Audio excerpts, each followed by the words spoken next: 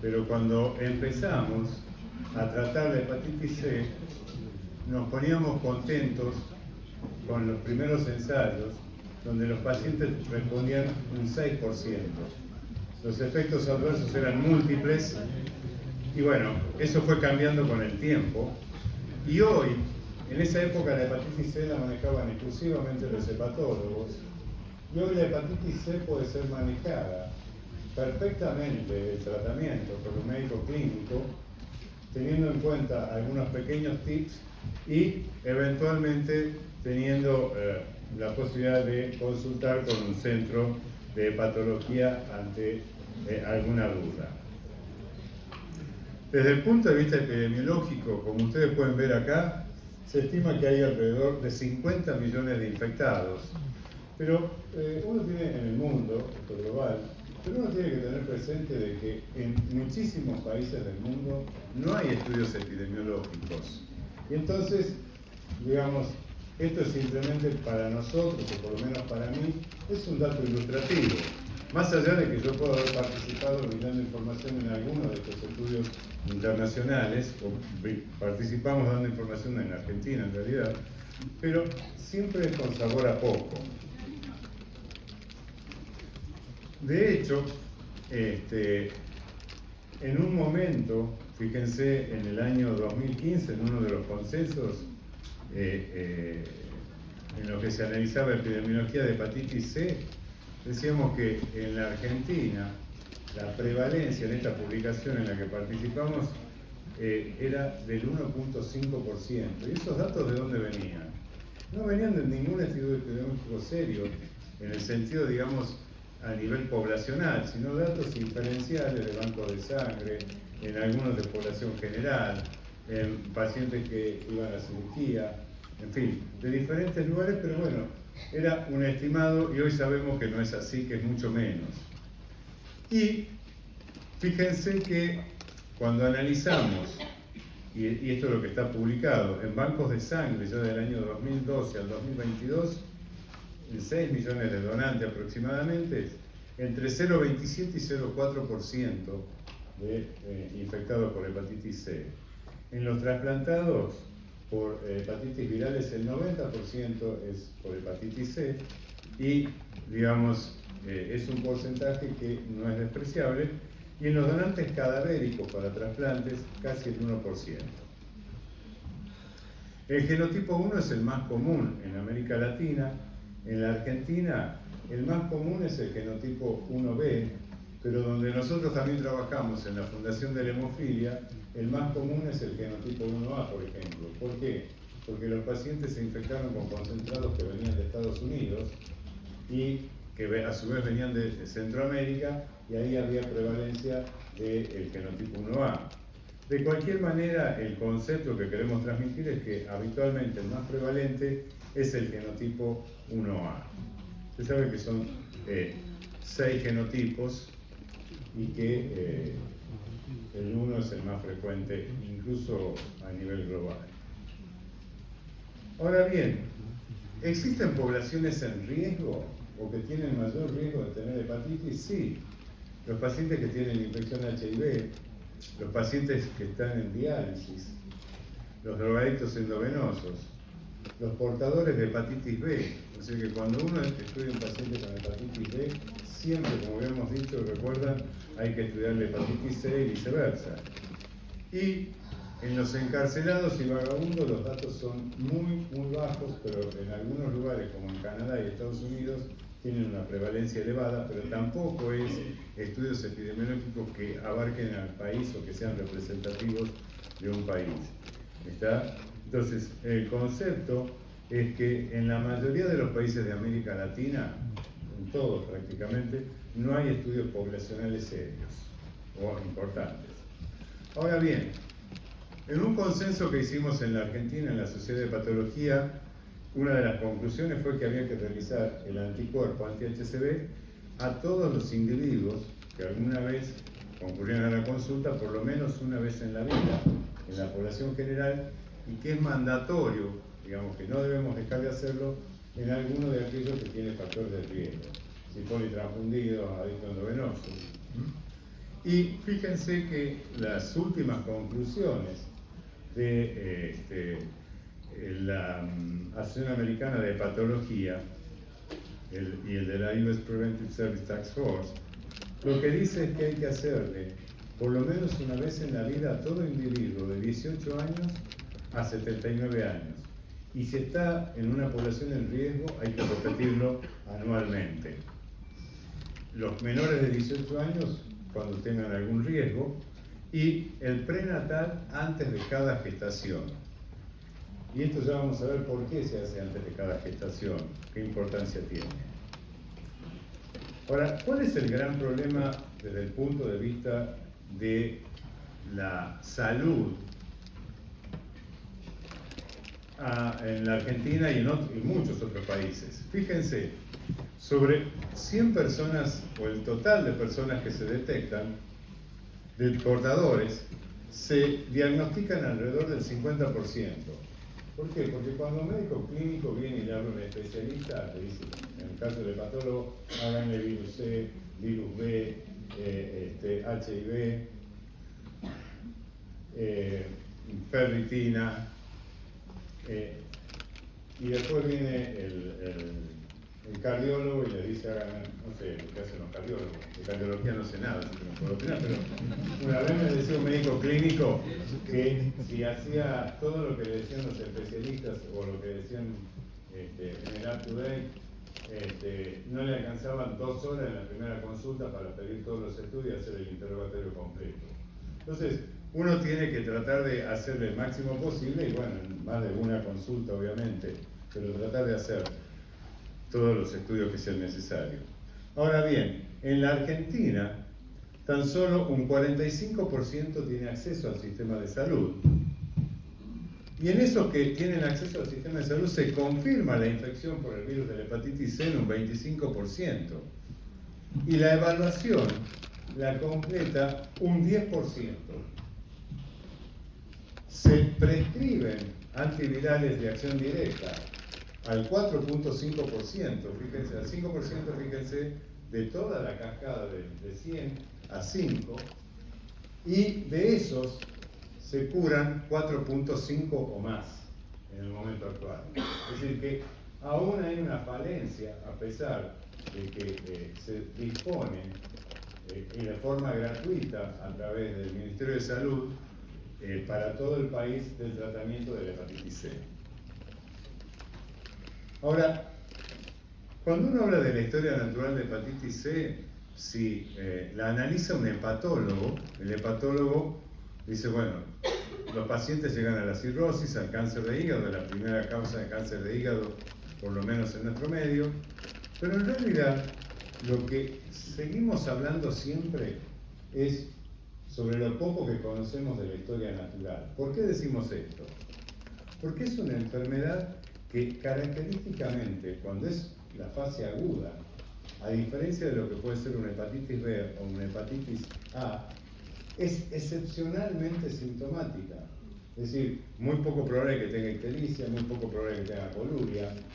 Entonces, no se diagnostica en la fase aguda y se asume en los estudios epidemiológicos una fecha de inicio. Bueno, el otro aspecto es que quien tiene una hepatitis aguda va a evolucionar a la cronicidad entre un 40 y 95% de los casos. Es decir, de cada 100 infectados, entre 40 y 95 van a evolucionar a la cronicidad y va a depender tanto del virus como del hospedero, del huésped. Y existen las formas que se llaman no progresivas, es decir, es el individuo que la enfermedad no progresa, no tiene otros factores de riesgo asociados de enfermedad hepática, pero sí es un individuo que puede transmitir la enfermedad. Perdón, pero estoy saliendo de una angina. Bueno, un grupo de pacientes que oscila entre el 15 y el 30%, como en cualquier enfermedad hepática crónica, es el común de las enfermedades hepáticas crónicas, llega a la cirrosis. Algunos van a progresar lentamente hasta llegar otros a descompensarse o desarrollar el hepatocarcinoma. Pero de cualquier manera, lo que define mucho la magnitud de la severidad de la progresión y la rapidez de progresión son las comorbilidades que tienen los pacientes. Si el paciente tiene diabetes, si tiene obesidad, si es alcoholista, en fin, digamos, si tiene alguna enfermedad de tipo inmune y está recibiendo tratamiento inmunodepresor o inmunosupresor, bueno, son pacientes que van a tener mayor riesgo de progresión de la enfermedad. Nosotros pudimos documentar evolución de la cirrosis en pacientes con factores de riesgo en nuestro grupo a los 3 y 4 años de la primoinfección y detectada como primoinfección, pero es la excepción, no nos alcanzan los dedos de la mano para contarlo. Y probablemente el concepto más importante para los clínicos es que hasta un 75% de los pacientes con hepatitis C tienen manifestaciones extrahepáticas. ¿Y cuáles son estas? O por lo menos la más importante, la crioglobulinemia mixta y la insulinoresistencia. Si toda vez que uno ve un paciente con crioglobulinemia, tiene la obligación de estudiar virus B y virus C, sabiendo que el C es mucho más prevalente, como ustedes pueden ver acá, ¿no es cierto? Hasta la media es que un 30% de los pacientes infectados con virus C, mientras que en no HCV, en no infectados por virus C, es menos del 2%. La vasculitis es otro dato. Otra enfermedad que también jerarquizamos es la enfermedad renal crónica. Por lo tanto, siempre tratamos de que los pacientes con enfermedades renales crónicas investigar este virus. Es más prevalente también la diabetes, porque hablábamos de insulinoresistencia y diabetes.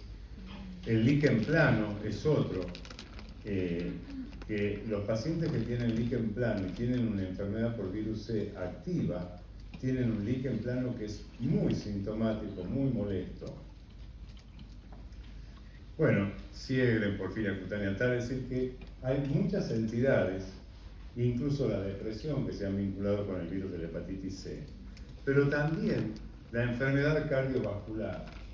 Hoy se sabe que los portadores de virus de hepatitis C tienen un mayor riesgo de mortalidad por enfermedad cardiovascular y de eventos cerebrocardiovasculares también, particularmente si tienen otros factores de riesgo como diabetes e hipertensión. Ahora bien, ¿cómo hacemos el diagnóstico? Independientemente de que en todo paciente que nosotros sospechamos o consideramos que tiene una enfermedad hepática crónica, hacemos todo el panel que ya vimos que hacíamos, tenemos que pedir el anticuerpo contra la hepatitis C. Si ese anticuerpo es negativo, significa que no está infectado. Ahora, pero va a depender también del tiempo que ocurrió entre la primoinfección aguda y el momento en que pedimos el anticuerpo contra la hepatitis C, porque en una hepatitis aguda de reciente comienzo, cuando tiene clínica de hepatitis, es probable que el anti-HCV, o sea, el anticuerpo contra la hepatitis C, sea negativo. A partir del tercer mes, la mayoría de una hepatitis aguda, me refiero, a partir del tercer mes de la primoinfección, la mayoría de los test diagnósticos disponibles comercialmente van a detectar el anticuerpo. Entonces, si el anticuerpo es positivo, lo que tenemos que hacer inmediatamente es hacer el RNA. Si el HCV-RNA es positivo, quiere decir que estamos frente a una enfermedad hepática por virus C. Estadísticamente, vamos a estar en la gran mayoría de los casos, por el porcentaje elevado de evolución a la cronicidad que tiene la entidad, frente a una hepatitis crónica por virus C. Y acá fíjense que está puesto como opción el antígeno core, que fue muy estimulado este estudio a partir de autores franceses, que nosotros lo tuvimos disponible en la Argentina porque hubo una compra muy grande en el ministerio. Lamentablemente nos enteramos cuando le faltaban estos kits para vencerse, algo así como 2 o 3 meses, con lo cual la mayoría quedaron en el ministerio o los distribuyeron después que estaban vencidos, algo que no es infrecuente en nuestro medio. Y entonces la experiencia en la Argentina con el antígeno core del virus C, digamos que fue muy pobre, y en realidad, digamos, se lo publicitaba como de fácil acceso y bajo costo, y en realidad, si bien podía hacerse más simple su estudio, el costo era exactamente igual que hacer una PCR para virus C, un HCV-RNA. Por lo tanto, digamos, no tuvo mayor trascendencia en la historia diagnóstica. Ahora bien, cuando nosotros habíamos analizado la cantidad de pacientes en los que eran portadores de virus C, aquellos que se identificaban, decíamos un 50%, y para recordarlo, que llegaban a tratamiento era un 5%, lo que se trata de hacer ahora son los que se llaman los test reflejo. ¿Qué es el test reflejo? Se le hace una primera extracción al individuo y se acondiciona la muestra para hacer dos cosas: anti-HCV, o sea el anticuerpo, y HCV-RNA. Entonces no tiene que volver al estudio o hacerse estudiar el paciente para el HCV-RNA. Si es positivo, directamente se investiga el HCV-RNA por técnica de PCR. Por lo tanto, digamos, ahí ya se acortó un paso significativo, que es que el paciente venga nuevamente. No es tan fácil para decirle, mire, venga para ver si es que lo tiene. Si uno le dice, venga, que tiene una infección activa, es más probable que vuelva a la consulta y hacer todo el seguimiento. Entonces, otra cosa que cambió en los últimos años, cuando hicimos los primeros protocolos para el tratamiento de hepatitis C, al paciente lo biopsiábamos, tenía que empezar el tratamiento a lo sumo una semana después de la biopsia, y a los 6 meses, que era el tiempo que recibía tratamiento con interferón, a las 24 semanas, el día que recibía la última dosis se volvía a internar, porque al comienzo lo internábamos a los pacientes para darle el tratamiento, y le hacíamos una nueva biopsia hepática. En esa época no disponíamos de HCV-RNA, entonces el estudio histológico con enzimas hepáticas normales nos marcaba alguna tendencia de cómo evolucionó, y hoy sabemos que no tiene ningún sentido, digamos, hacer una biopsia cuando el paciente negativiza el virus. Entonces, se avanzó mucho en el diagnóstico no invasivo, es decir, no llegar a la biopsia hepática. Probablemente la técnica de elastografía, FibroScan, que es lo que discutió ya Florencia, es el elemento, digamos, que nos ayuda muchísimo para definir cuál es el estado de fibrosis del paciente, porque es lo que va a definir el seguimiento a futuro después del tratamiento. Y después también están los marcadores séricos, de los cuales el FIB4 y el APRI son los que uno puede utilizar y que recomienda incluso la OMS utilizar si no se tiene el FibroScan. La resonancia magnética y la elastoresonancia es el método no invasivo que tiene una mayor sensibilidad y especificidad para el diagnóstico de la fibrosis, pero es muy costoso, es escasamente disponible, cuesta muchísimo más caro que cualquier resonancia magnética. Esto es por el soft que requiere el equipamiento, por lo tanto, digamos, de rutina no se hace y habitualmente uno no la hace, solo en situaciones muy especiales. ¿Por qué es importante, decíamos, definir cuál es el estadio de la fibrosis? Porque vamos a distinguir dos grandes grupos de pacientes: los que tienen cirrosis y los que no tienen cirrosis. ¿Por qué? Porque el que tiene cirrosis tiene que entrar, independientemente de que responda al tratamiento, tiene que entrar, primero tiene que hacer el tratamiento de una manera que podría llegar a ser diferente al paciente sin cirrosis, pero tiene que entrar en un plan de vigilancia de hepatocarcinoma. ¿Por qué? Porque el paciente puede responder al tratamiento, negativizar el virus, pero el riesgo de cáncer hepático no disminuye inicialmente, sí disminuye con los años, pero nosotros hemos visto pacientes, y está descrito, hasta más de 10 años después de haber negativizado el virus en pacientes que tienen cirrosis. Por lo tanto, digamos, nosotros, a contramano de lo que dicen muchas guías y consensos, consideramos que ese paciente debe ser seguido de por vida, aunque tenga regresión de la fibrosis por el FibroScan, que es lo que nosotros vimos. Si pacientes que tenían regresión de la fibrosis, pero que en definitiva terminaban haciendo el hepatocarcinoma. Son los menos, pero al que le toca no es el 1 en 10.000, es el 100%. Y si el hepatocarcinoma se detecta precozmente, como cuando uno hace la ecografía semestralmente, más alfa-fetoproteína, es un paciente que está a tiro del tratamiento y con una muy buena expectativa de vida posterior.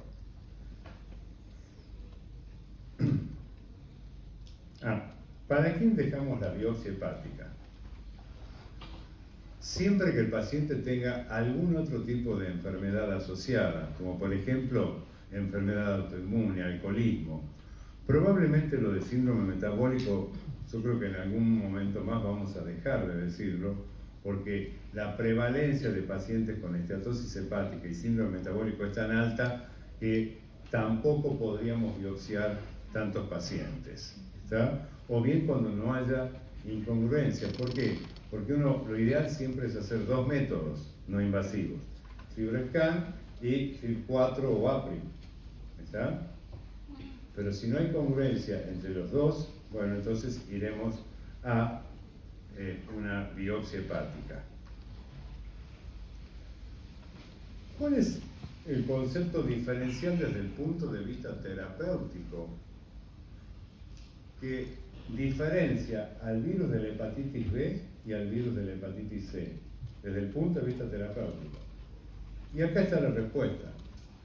No tiene una forma episomal de persistencia en las células infectadas, el virus de la hepatitis C, por lo cual el tratamiento lo puede erradicar definitivamente al virus.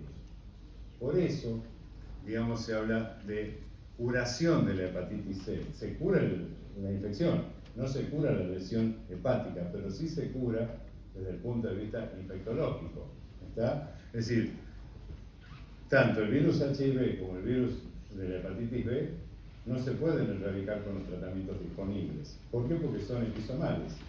Y el otro concepto que es importante desde el punto de vista terapéutico es que las manifestaciones extrahepáticas pueden mejorar o desaparecer, pero por lo menos pueden mejorar cuando el virus de la hepatitis C es erradicado.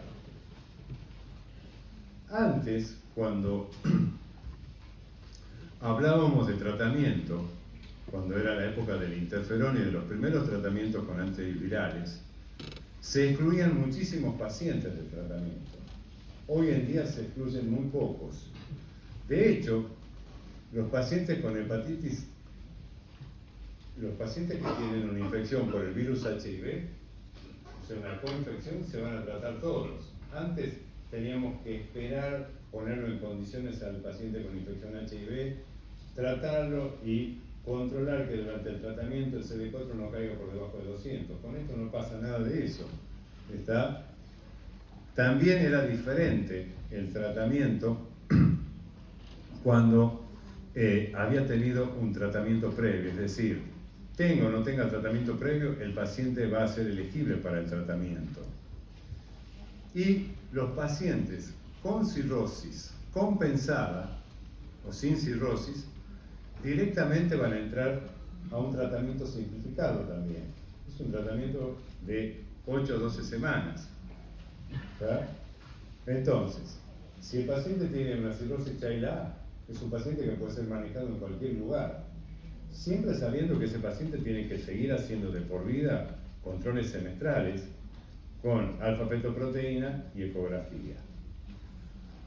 Bien, ahora, se excluyen del tratamiento simplificado, pero eso no significa que no se pueden tratar. Eso significa que uno tendrá que enviar a ese paciente a que lo evalúe alguien que tenga experiencia en el tratamiento de hepatitis C, y por lo tanto, digamos, el clínico o el infectólogo que no tenga experiencia no lo va a tratar. Son los pacientes que recibieron tratamiento previo y que no respondieron al tratamiento, porque no es lo mismo tratar a un paciente que no respondió a interferón que el paciente que respondió a un antiviral. La elección del esquema terapéutico va a ser diferente. Si el paciente tiene antígeno de superficie positivo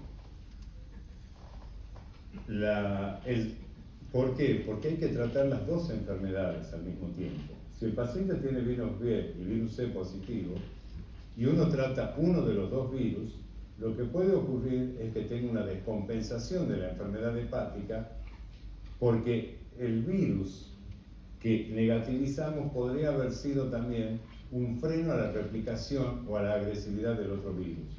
Entonces hay que tratar las dos entidades. ¿Está? Los pacientes que tienen una enfermedad renal terminal, es decir, o avanzada, no terminal, cuando tienen un filtrado menor de 40, menor de 30, ¿está? Cuando el score de Child está por encima de 7, se pueden tratar, es decir, es una Child B o más, se pueden tratar, pero tiene que ser tratado por alguien con experiencia y además, idealmente, como hemos visto, cualquier paciente que se descompensa, que sea la primera descompensación, tiene que ser conectado con un centro de trasplante. ¿Está? Si está embarazada, lo ideal es, obviamente, no tratar a la mujer embarazada, y si el paciente se sospecha o puede uno sospechar que tiene una lesión ocupante, un hepatocarcinoma. ¿Está? Entonces, esos pacientes no deberían ser tratados con el esquema simplificado y rápidamente, sino que deben ser evaluados en un centro que tenga experiencia en el manejo.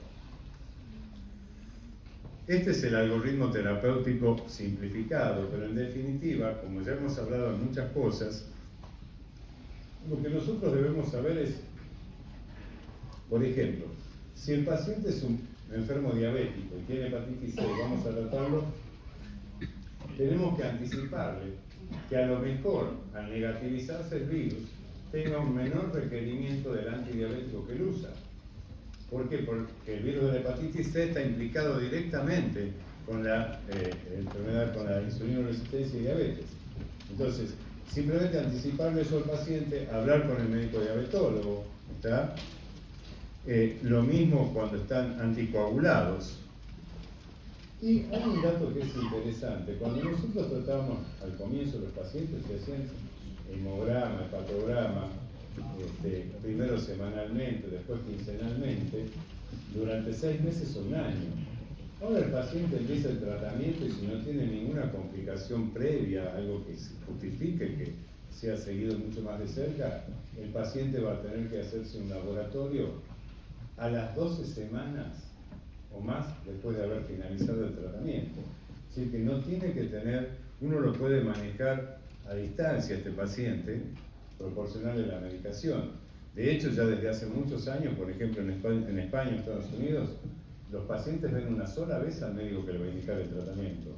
Y a partir de ahí es una enfermera experta en distribución de medicación la que le va a dar el tratamiento. ¿Por qué? Porque una computadora con el programa dice este es el protocolo para este paciente y así se le provee el tratamiento. ¿Está? Y entonces, como dice acá, fíjense en acá, ¿cómo evaluamos al paciente en el post-tratamiento? Investigamos el HCV-RNA recién, luego de 12 semanas de seguimiento, ¿está? De haber terminado la terapia, o más.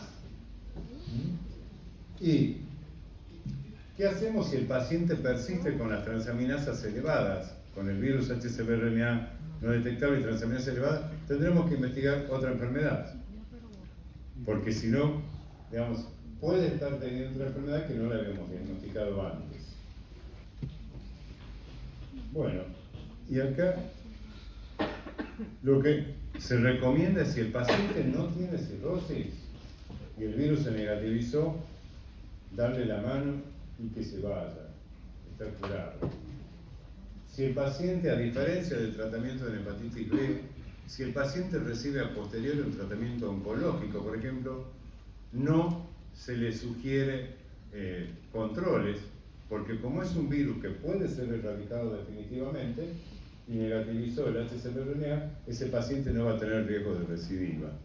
¿Está? Ahora, si el paciente, por ejemplo, como vemos en la fundación de la hemofilia, negativiza el virus, es un paciente que teóricamente tiene un riesgo bajo, no como lo tenía antes, pero tiene un riesgo bajo de reinfección, porque hoy los concentrados tienen un control tan estricto, los concentrados de factores de la población, que no se infectan. Pero lo que uno hace es un control periódico cada año, cada 2 años, del virus para estar seguro que ese paciente no se reinfectó. ¿Está? Estas son todas las drogas, pero no tiene sentido, simplemente acá vamos a remarcar, esta es una de las drogas que tiene, como ustedes pueden ver acá, sofosbuvir, velpatasvir, genotipo 1 a 6, o sea que a los 6 genotipos le llega, o sea, para el tratamiento simplificado. Si es un paciente que tiene las características que dijimos, que no es un retratamiento, que no tiene cirrosis, que no tiene comorbilidades importantes, ¿está? Hay algunos que son esto, por ejemplo, la asociación con Voxilaprevir, eso se deja para pacientes que requieren un retratamiento y que eventualmente pueden llegar a usar privabilina también. Pero eso, digamos, es algo que lo va a hacer alguien que tenga experiencia en hepatitis C, no el clínico o alguien que va a manejar un paciente simplificado, un tratamiento simplificado. ¿Cuál es el avance que tuvo entonces? Con los nuevos medicamentos no tienen importancia o no tienen impacto en el tratamiento de las enfermedades cardiovasculares, las psiquiátricas. Lo que nosotros veíamos al comienzo era que muchas enfermedades psiquiátricas se exacerbaban cuando usábamos las primeras drogas. Estaban contraindicadas si había una enfermedad autoinmune, a excepción de la tiroiditis, pero en cualquier otra enfermedad autoinmune no se los podía tratar a los pacientes. Si el paciente tenía infección HIV, si tenían más de 65 años, algunas razas se preferían no tratar. Si el paciente estaba anémico o si tenía trombocitopenia, porque los fármacos que usaban provocaban anemia o trombocitopenia, y los efectos adversos eran múltiples y teníamos siempre un teléfono de contacto para que el paciente llame las veces que considere necesario y controles, como decía, quincenales. Ahora no, el paciente uno le da el tratamiento los 3 meses, las 12 semanas, y el paciente lo hace 8 semanas, de acuerdo al caso, y va a hacer el tratamiento y el control 12 semanas después de finalizado. ¿Está? Pero sí es fundamental que uno ingrese a una web, no la tengo acá marcada, pero si uno pone en la web interacciones farmacológicas de las drogas que uno va a utilizar en hepatitis C, los va a llevar a una web que analiza todas las interacciones, y uno, por ejemplo, unas drogas que uno tiene que evitar que el paciente las use son las estatinas durante el tratamiento, por ejemplo. Entonces hay que hablar con el médico que está tratando al paciente para suspender transitoriamente las estatinas y algunas otras drogas. Pero es una excepción, pero uno siempre tiene que chequear si es que no existe interacción farmacológica. Bueno, si hay drogadicción activa, y si el paciente tiene una cirrosis hay que derivarlo a un experto, no es que no se puede tratar, ¿está? O si tiene comorbilidades, como mucho diabetes, por ejemplo.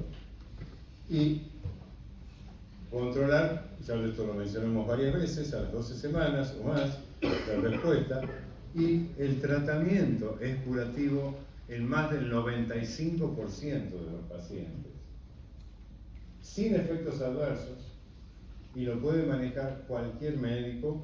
Antes era solo un hepatólogo con experiencia en el tratamiento, hoy lo puede manejar cualquier médico, y si hay dudas, digamos, llamar a un centro que tenga experiencia y se puede solucionar.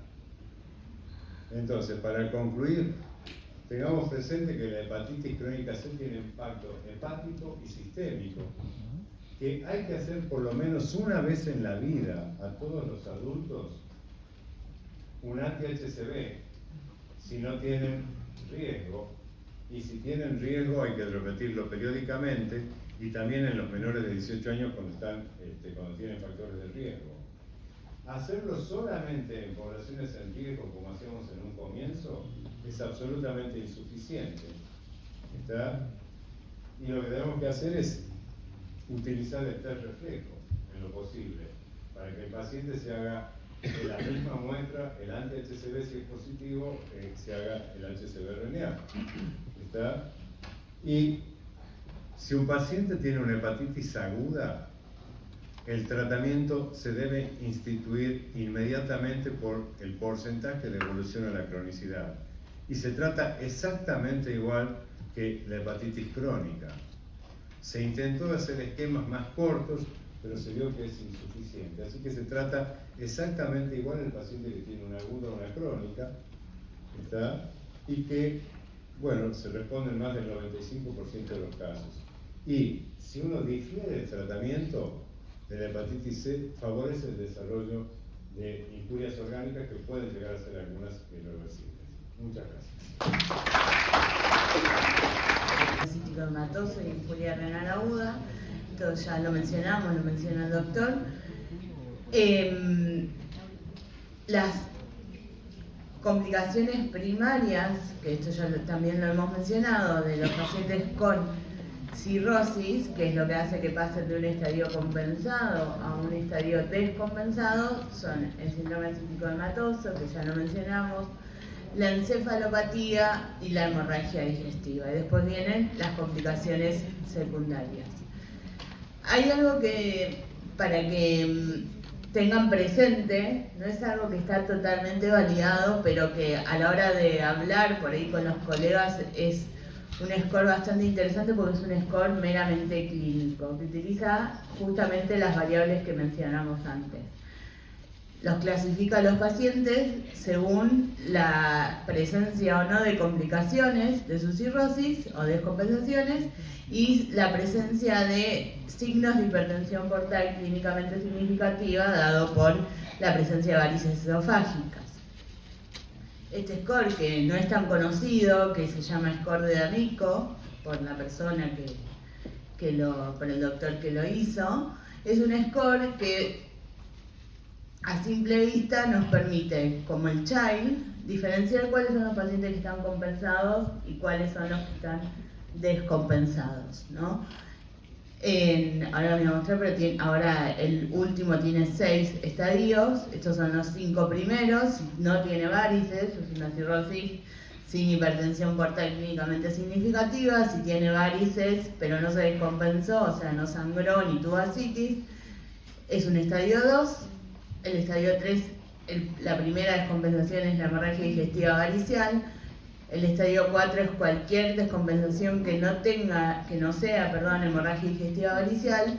El estadio 5 es una segunda descompensación, no importa cuál sea. Y como ustedes pueden ver, lo que muestra acá, acá, es que a medida que avanzamos de estadio, la sobrevida a los 5 años es menor porque la mortalidad es mayor, ¿no? Después de estar en un estadio 5, a los 5 años la mortalidad es del 88%, y esto que nos muestra acá es la probabilidad de pasar de un estadio a otro. Una vez que el paciente se descompensó, aumenta el riesgo de que se siga descompensando. Por eso siempre la idea es tratar de mantener a nuestros pacientes, no marca bien esto, en la fase de cirrosis compensada.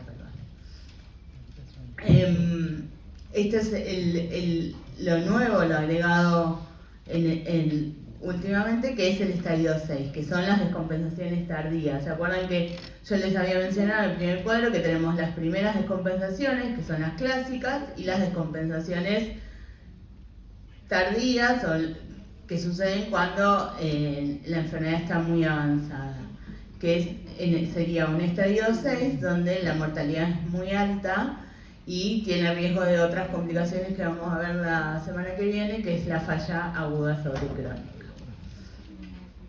Esto es el score de Child, que ya lo vieron, y este es el score de Mel, que ya también lo conocen. Entonces, siguiendo con las primeras descompensaciones, vamos a hablar un poco de lo que es la encefalopatía hepática. La encefalopatía hepática es una complicación, ¿no?, de los pacientes con cirrosis, que al momento del diagnóstico está en el 10 al 14%.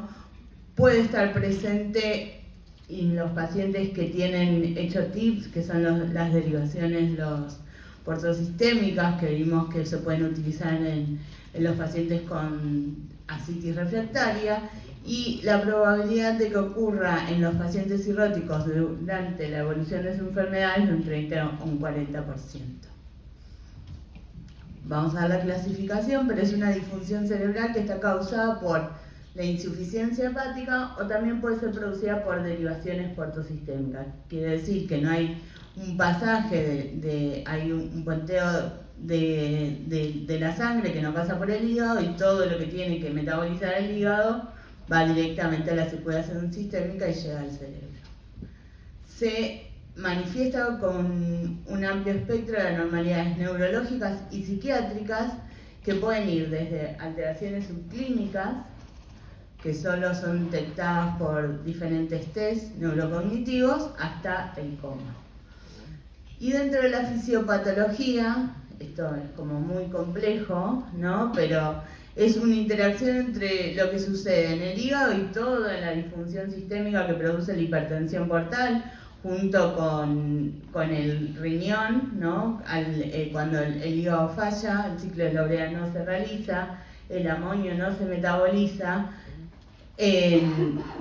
la falla renal aumenta la circulación de amonio, la disbiosis produce también una alteración y aumentan las concentraciones de amonio. Ese amonio va al cerebro y lo que produce es toda una alteración hidroelectrolítica que lleva a la disfunción de los astrocitos, llevando consecuentemente a las complicaciones que producen la encefalopatía. Esto es lo que les decía recién, el amonio es un metabolito de la degradación de las proteínas y de los aminoácidos que tiene un aumento de la producción, por esto de que no se produce el ciclo de la urea, una excreción disminuida por la falla renal que pueden tener y un incremento de la neurotoxicidad. La disfunción de los astrocitos lo que va a producir es edema cerebral y después produce activación de la microglía produciendo fibrosis, y la inflamación sistémica y central produce o contribuye a todo esto. ¿Tá? Es un mecanismo bastante complejo que lo que va a llevar son las alteraciones neurológicas que pueden tener los pacientes cirróticos o con alguna enfermedad hepática, como dijimos antes. ¿Cómo es el diagnóstico o en realidad qué manifestaciones clínicas pueden tener? En los estadios iniciales puede haber alteraciones que no son tan evidentes, que se detectan por los test psicométricos. Pueden tener cuadros esporádicos de desorientación, irritabilidad, cambios en la personalidad. En los cuadros intermedios o un poco más avanzados pueden simular lo que es un parkinsonismo, síntomas extrapiramidales, con rigidez, disquinesias, hipertonía, hiperreflexia. En los estadios más avanzados, alteraciones del ritmo sueño-vigilia, que eso es algo que hay que interrogar siempre, asociados a una manifestación clínica o un signo clínico que es la asterixis o el flapping, ¿no? Que marca el inicio de lo que es la encefalopatía manifiesta. Por eso todo cirrótico descompensado nosotros buscamos ver si tiene flapping. No es un signo patognomónico, porque la uremia puede producir, ¿no? El síndrome urémico puede producir flapping, pero es un signo que en el contexto de estos pacientes siempre hay que buscarlo. Entonces, ¿cómo la clasificamos? Dijimos que hay varias causas que pueden producir encefalopatía hepática y se clasifican según la causa subyacente, o sea, la causa que llevó a presentar este cuadro, el grado, ¿no?, de encefalopatía que tiene, el tiempo de evolución y según la presencia de factores desencadenantes o no. Y nosotros, cada vez que evaluamos un paciente, tenemos que ubicarnos en todas, no es que usamos una, sino que tenemos que identificar cada uno de estos puntos. ¿Tá? Según la causa subyacente, la encefalopatía se divide en A, B y C. La C es la cirrosis, la A es la insuficiencia hepática aguda y la B son las producidas por los shunts portosistémicos, que es la menos frecuente, ¿no? Pero la A y la B se los pueden acordar. Según la severidad, ahora vamos a ver, es 1, 2, ahí le falta un 3. 4 y 5.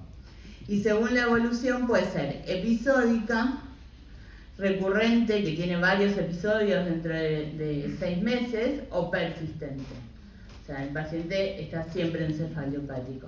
Episódica es cuando ocurre un episodio y el siguiente pasan más de 6 meses. Y según la presencia de factores desencadenantes, así lo identificamos, qué es lo que lleva a la encefalopatía o no. Entonces, la clasificación de los estadios según el grado de severidad se hace por la clasificación de Westhaven. Y es esto que está acá. Existe lo que se llama encefalopatía oculta, que son los grados más leves, donde por ahí es mucho más difícil de identificar que el paciente está encefalopático, y dentro de las cuales tenemos la encefalopatía mínima, donde solamente podemos diagnosticarlos si tienen alteraciones en test psicométricos o test neurológicos, que son los que hacen las neurólogos, pero no tiene evidencia clínica, no es fácil de diagnosticar. Es como si fuera esos cuadros de demencia muy incipientes que solo se diagnostican por los test. El grado 1 son alteraciones mínimas de la conciencia. Puede haber alteraciones del ciclo sueño-vigilia, pero no es tan frecuente, pueden tener más alteraciones en el sueño, y lo que más tienen son algunas dificultades cognitivas un poco más evidentes.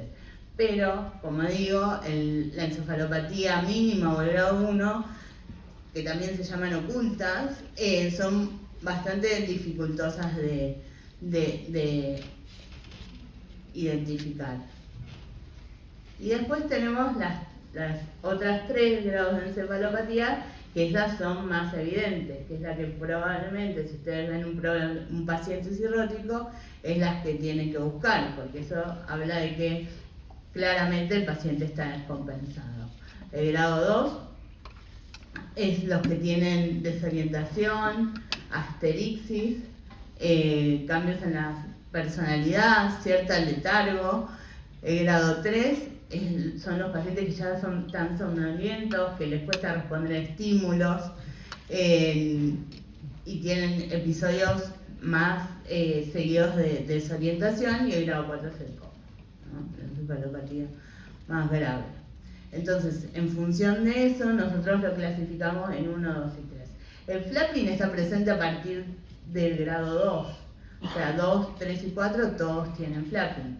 Entonces, después, según el sensorio que tenga el paciente, lo vamos a clasificar en 2, 3 y 4. Entonces, cuando lo categorizamos a los pacientes con encefalopatía, como les dije antes, tenemos que poder decir todo. Si es A, B o C, paciente cirrótico es un grado C, un tipo C siempre, porque es cirrótico. El grado, que es el que va a variar según el cuadro clínico que tengamos nosotros en ese momento. Si es persistente, o sea, el paciente ya tiene un grado de descompensación que está siempre con algún grado de encefalopatía, si es recurrente o si es episódica. Y qué es lo que lo precipitó, o si no tiene un factor precipitante, ¿no? La encefalopatía sin un factor precipitante es más grave que la que tiene un factor precipitante, porque tiene tendencia a hacerse persistente a lo largo del tiempo. La que está precipitada por algún factor, como puede ser una infección, que vamos a ver, puede revertir una vez que se revierte el cuadro que lo produjo. Entonces, hablábamos de los factores precipitantes, y siempre que ustedes tienen un paciente cirrótico descompensado por cualquier descompensación, por eso esto se los hemos visto en varias oportunidades, hay que buscar si existe un factor desencadenante, ¿no? Para decir que es evolución de la enfermedad, primero tengo que descartar que eso no haya sido desencadenado por ninguna otra cosa. Lo más importante son las infecciones. ¿Por qué? Porque como vimos la otra vez, las infecciones tienen alta mortalidad en los pacientes cirróticos y la identificación temprana es lo que les va a mejorar el pronóstico. Lo otro son las alteraciones hidroelectrolíticas, porque muchos de estos pacientes usan diuréticos. ¿Tá? Entonces es importante que las tengamos presentes. La hemorragia digestiva puede precipitar una descompensación, por lo que hablamos antes, ¿no? La alteración de la microbiota y la translocación bacteriana aumenta las concentraciones de amonio y exacerba la hemorragia digestiva, el uso de diuréticos que ya lo mencionamos. Y otra cosa es la constipación, que también colabora a lo que es la translocación bacteriana. Entonces, siempre que ustedes tienen un paciente que está descompensado con encefalopatía, hay que buscar cuál fue o cuál puede haber sido el desencadenante. Esto es un poco lo que habíamos dicho, lo que mencionamos recién, pero en todos, fíjense que en todos los mecanismos lo que sucede es que por una u otra cosa se produce un cambio en lo que sería el metabolismo del amonio, que está en cierta forma equilibrado, ¿no? Si uno tiene un paciente que está con diuréticos, si eso le produce una isquemia renal aguda, disminuye la excreción de amonio, eso le va a producir un aumento en las concentraciones que lleva a la encefalopatía. Si tiene una hemorragia digestiva por la translocación bacteriana, va a aumentar la producción de amonio. En fármacos, si usan benzodiazepinas los pacientes o cualquier medicación psiquiátrica, puede aumentar la neurotoxicidad que produce ya de por sí el amonio. Entonces hay que interrogar todo, si tomó alguna medicación, si usó algo para dormir, si tuvo o no uso de algún fármaco que no esté indicado por el médico, si ha tenido algún signo de infección y todo lo que mencionamos ahí. ¿Y cómo se hace el diagnóstico? En realidad no hay un gran consenso para diagnosticar la encefalopatía. Se basa fundamentalmente en la clínica, que es lo que les mencioné antes, identificar si hay o no factores precipitantes. Se pueden hacer los test neuropsicológicos, que por lo general los hacen los neurólogos para ver la encefalopatía oculta o encubierta. Y si hay sospecha, no tiene una indicación la tomografía o resonancia, que es más específica en los pacientes con encefalopatía, no es algo que tenga manifestaciones típicas. Pero si nosotros sospechamos que pueda haber otra causa que pueda justificar el cuadro, podemos hacerle una tomografía o una resonancia, pero no para diagnosticar encefalopatía hepática. En cuanto al dosaje de amonio, que como dijimos parecería ser el eje central dentro de la fisiopatología de este cuadro, hay que tener en cuenta algunos factores, ¿no? Primero, que depende de la técnica. El amonio se mide en sangre arterial, porque en sangre venosa puede dar valores elevados, pero no porque el paciente tenga amonio elevado, y se analiza inmediatamente, no se puede dejar ahí y esperar media hora para que el laboratorio lo analice. No es específico porque puede estar elevado en otras situaciones, en otros contextos, como la uremia. Y los niveles altos de amonio no sirven para diagnosticar encefalopatía. O sea, todos los pacientes cirróticos, incluso los que no tienen encefalopatía, podrían tener valores elevados de amonio, por lo cual no sirve para diagnosticarla, no sirve para estadificarla tampoco, y hasta el momento algunos plantean que tendrían peor pronóstico los pacientes con amonio elevado cuando son después del trasplante, pero nada de eso ha sido demostrado, por lo cual tampoco tiene un valor pronóstico.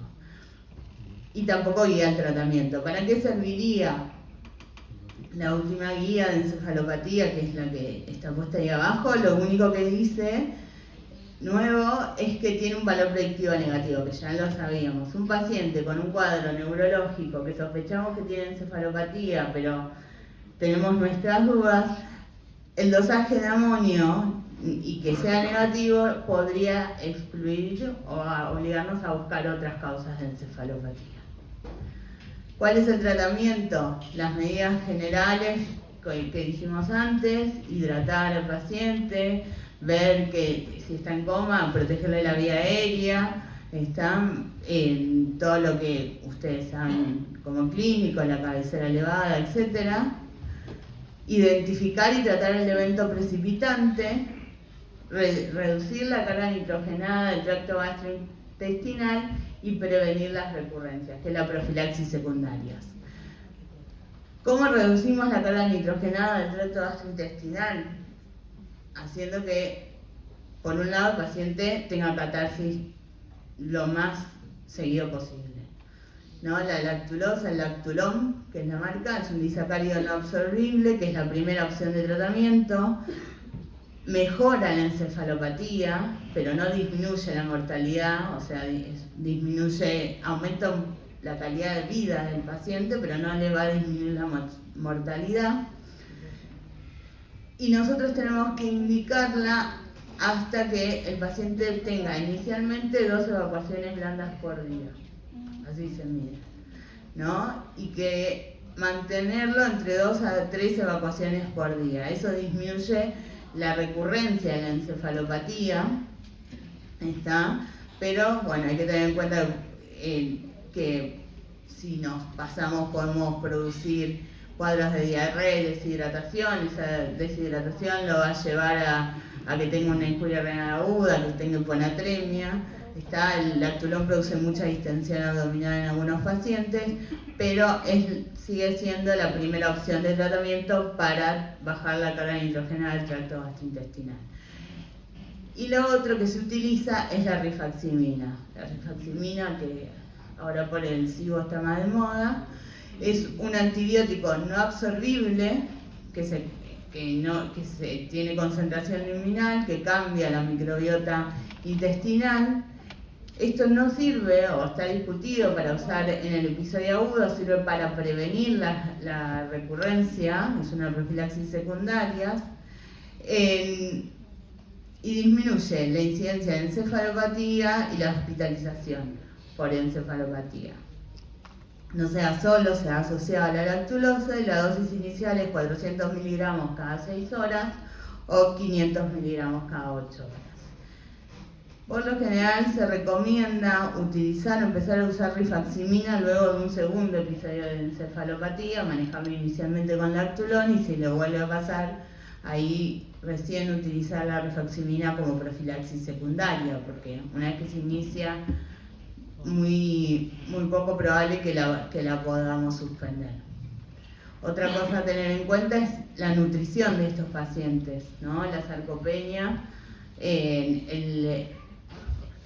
lo que no se metaboliza en el hígado, en el ciclo de la urea, se tiene que metabolizar en el músculo. Los pacientes que tienen malnutrición proteica tienen menor metabolismo de la urea, entonces eso aumenta la producción de amonio y aumenta la probabilidad de presentar encefalopatía. Por eso tenemos que tener un adecuado estado nutricional, esto hay que seguirlo junto con las nutricionistas, evitar la malnutrición proteica, incorporar las proteínas y además realizar las colaciones nocturnas, ¿no? Los pacientes no pueden estar más de 6 horas sin comer. Los aminoácidos ramificados de cadenas largas es algo que es lo que venden en los lugares que venden suplementos dietarios para el gimnasio. Pueden utilizarse como alternativa en los pacientes que no responden al uso de la lactulosa y la rifaximina.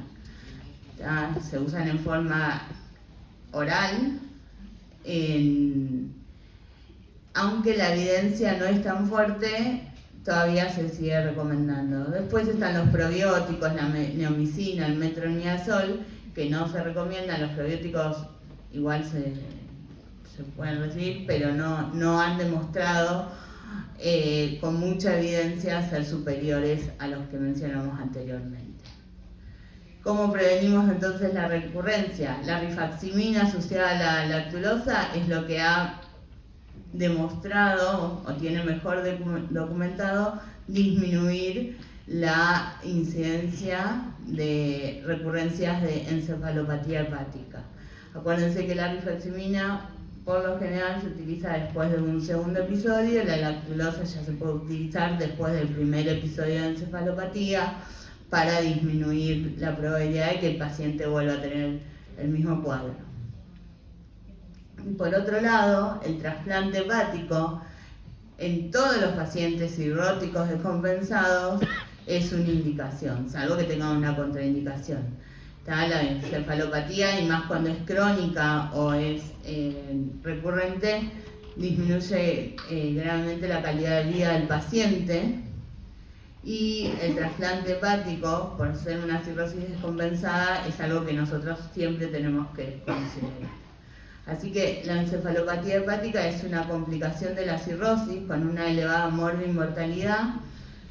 Tenemos que reconocerlo, tratar de reconocerla y buscarla tempranamente en el paciente cirrótico, identificar cuál es la causa desencadenante, tener presente la severidad y en función de eso ver hacia dónde lo orientamos, y considerar la nutrición, la lactulosa y la rifaximina como los elementos fundamentales para evitar la recidiva en estos pacientes. ¿Alguna pregunta de esto?